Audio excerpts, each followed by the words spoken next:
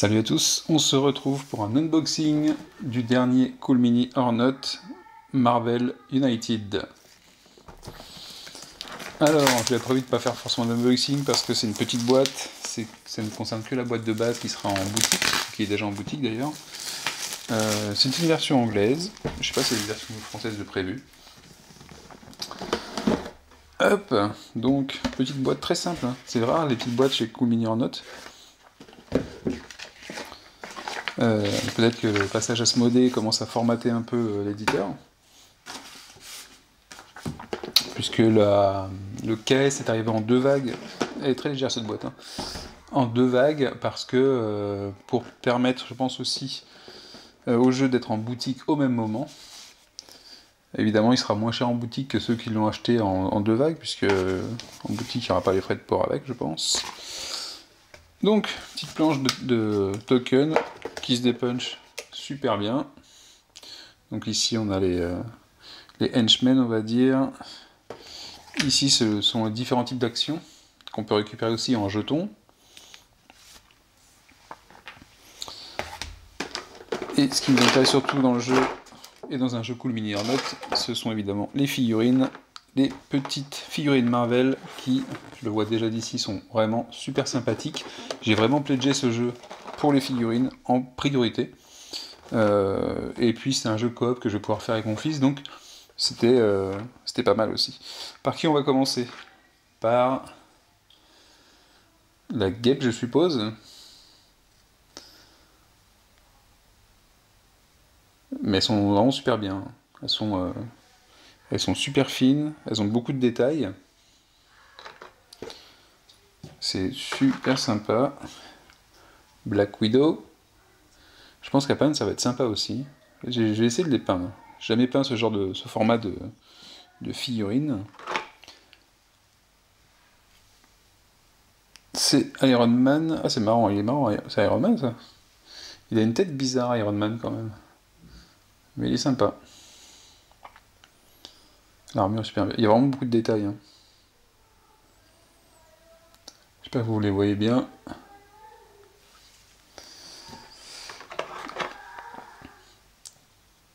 Captain America. Donc, avec le bouclier et l'étoile que l'on peut voir. Ah, ça fait vraiment sympa. Ça fait vraiment une petite figurine mignonne à l'effigie des héros Marvel. Hulk, bah du coup, Hulk est un peu... Est-ce qu'il fait un peu petit, Hulk? Non, il fait quand même sa taille. Pas aussi gros. Ils n'ont pas pu le faire non plus très gros. Après, c'est pas important. On aurait pu avoir des tokens à la place des figurines, ça va marcher pareil au niveau du jeu. Je crois que c'est vraiment pas important pour le jeu, ça lui donne le côté super sympa à regarder. Et sympa pour ceux qui aiment peindre leurs figurines aussi. Donc il va falloir faire un espèce d'effet cartoon sur les figurines, je pense. Je pense pas que j'arriverai à égaler ce qui a été fait sur les pages du KS, que c'était vraiment magnifique. Mais on va essayer de faire un truc sympa pour que ça ait de la gueule sur la table. Au niveau du jeu, c'est plutôt simple, mais ça fait bon petit jeu coop comme ça, c'est Ant-Man. En version miniature, il est sur une pièce, j'ai l'impression. Il est sur une pièce, sur $1. J'aime bien Ant-Man, il est bien foutu aussi. Et les 3 méchants, on a donc Ultron, qui ressemble furieusement un petit peu à entre Iron Man et Captain America. Forcément, les têtes avec les casques vont un peu se ressembler, parce que les têtes sont un peu grossies par rapport au corps, je pense. Pour faire cette impression un peu entre la caricature et le chibi, ou je sais pas comment on dit. Donc ça, c'est Taskmaster, je crois. Il est super cool, hein, celui-là aussi. Il est vraiment super cool. Les poses, elles sont sympas, hein. Les poses sont assez dynamiques, je trouve. Elles présentent bien ce qu'on peut voir en BD, même si la forme est différente. Et Crâne Rouge. Bah, lui, on n'aura pas de problème pour le crâne, bien sûr. Donc voilà, les figurines de la boîte de base. Donc effectivement, c'est un mini c'est pas comme si j'ouvrais un KS, en fait, on n'a pas l'impression d'ouvrir son KS, on a l'impression d'avoir acheté le jeu, je sais pas moi, sur une boutique, et d'avoir fait l'unboxing. Euh, Qu'est-ce qu'on a d'autre? Donc on a la petite dock qui est super légère. Ça a l'air plutôt... Ah oui, c'est Captain Marvel que j'avais pas... Ça c'est Captain Marvel. Hein. D'ailleurs j'ai bien aimé le film, Captain Marvel, je trouvais cool. Donc la petite dock. Je sais pas si y a une version française qui sort ou pas d'ailleurs. Je sais pas si j'avais l'option de le prendre en français.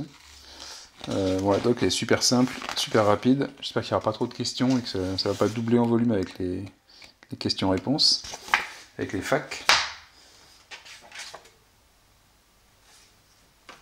Et ensuite on a des cartes. Oh, et un seul.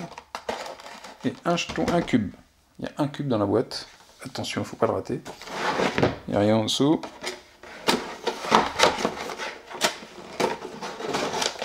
Donc il y a un cube, je ne sais pas où est-ce qu'il se range, celui-là de cube. Et ensuite vous avez des cartes. Donc les cartes, on va les ouvrir, voir la qualité des cartes aussi. Au niveau illustration, ça va être sympa aussi, je suppose, si ça tient compte. Les cartes sont super fines et elles sont déjà abîmées sur le côté un petit peu. Par contre, elles sont super fines. Je sais pas ce qu'elles vont valoir dans le temps, je sais pas si on les mélange souvent, mais elles sont extra fines. À les avoir comme ça fait pas de top qualité. Après, peut-être que je me trompe. La première est abîmée un petit peu, c'est pas très grave, je crois. Donc on a pour Captain America, avec la même illustration. Ah non, pas tout le temps. Donc ça va dépendre de l'action... Ah non, c'est pas tout le temps la même illustration, ça dépend des actions qui sont dessus. Donc à chaque action, vous avez... Ah, c'est pas mal ça. Une pose différente au niveau de l'illustration, ça c'est sympa. Ça c'est plutôt cool. Moi j'aime bien le style. Je pense que ça va pas plaire à tout le monde, mais je trouve ça assez cool. Black Widow.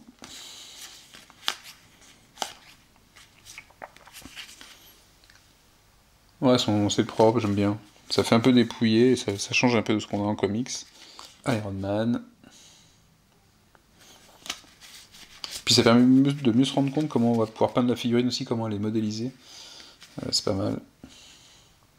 Stark Resources. Par contre, il y avait du texte en anglais, du coup je pensais qu'il n'y avait pas de texte, mais il y en a un petit peu. Alors c'est du coop, donc ça n'empêchera pas de jouer avec mon fils. Ou de jouer en solo.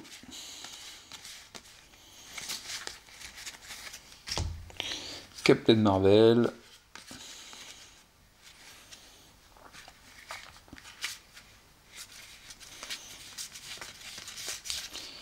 Ant-Man.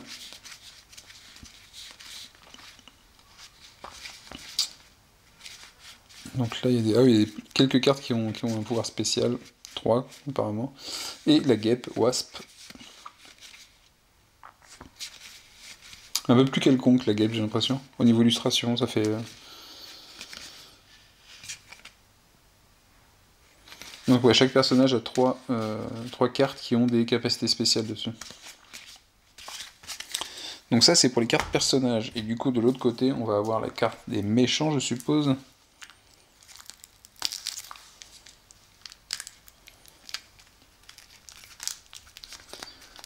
Voilà. Donc là, par contre, ils n'ont pas fait de l'ouverture facile. C'est dommage. On a des cartes pour Crâne Rouge. Donc ça, c'est des cartes d'activation du vilain. Je crois qu'on les active. En fait, on active le vilain une fois avant que tous les personnages héros jouent. Et on fait agir, en fait, on résout les actions qui sont ici, avant de passer au héros, au premier héros, au deuxième, et ainsi de suite. Donc ça, c'est les cartes de Crâne Rouge. Il y a des cartes menaces, threat, pour Crâne Rouge. Donc là, par contre, elles ont du texte. Ouais, c'est plutôt simple. Et donc on voit dedans Crossbone, différents vilains qui sont associés à Crâne Rouge. Après on a Ultron. Donc là par contre les illustrations pour les méchants sont les mêmes. Ça change pas. Et les cartes menaces d'Ultron, avec des clones d'Ultron évidemment, des robots, des bots, pas trop d'illustrations sur les cartes des méchants. Et Taskmaster. Donc là aussi, illustration identique. Mais c'est sympa, j'aime bien. Et les cartes menaces, qui est-ce qui est en menace avec lui? Alors là, il n'y a que du texte, il n'y a pas d'illustration.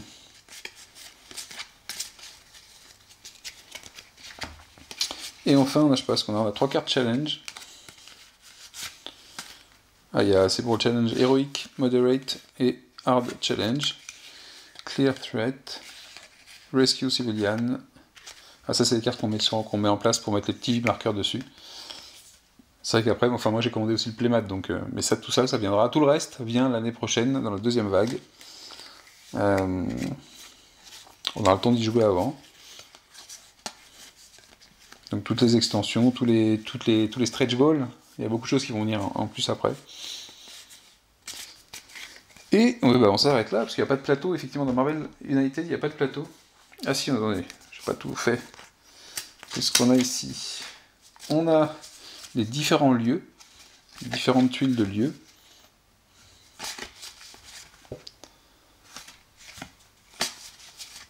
Voilà, les quartiers la base du Shield, Central Park, le labo de Stark, la tour des Avengers, le manoir des Avengers, le quartier de la police, le QG de la police, Times Square, le hélicarrière du Shield, le QG du Shield.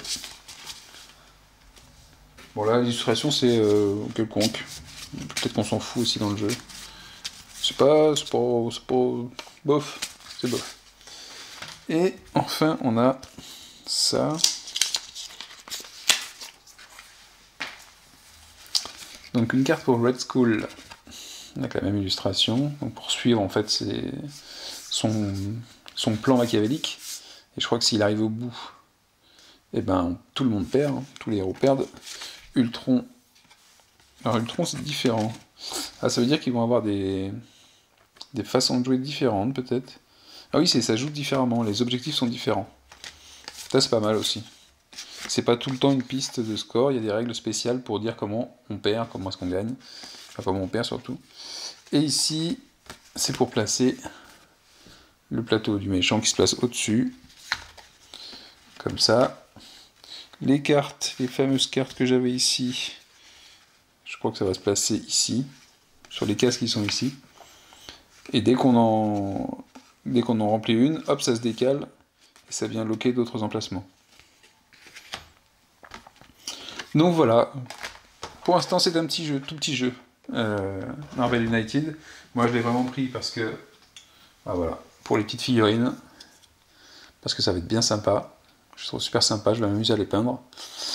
Et sur ce, je vous dis, on va regarder quand même le rulebook, on l'a vu un petit peu, il y a le résumé des règles derrière, les composants devant, donc c'est le Villain Tracker, le cube, il y a un petit cube qui se balade dans la boîte, à ne pas perdre.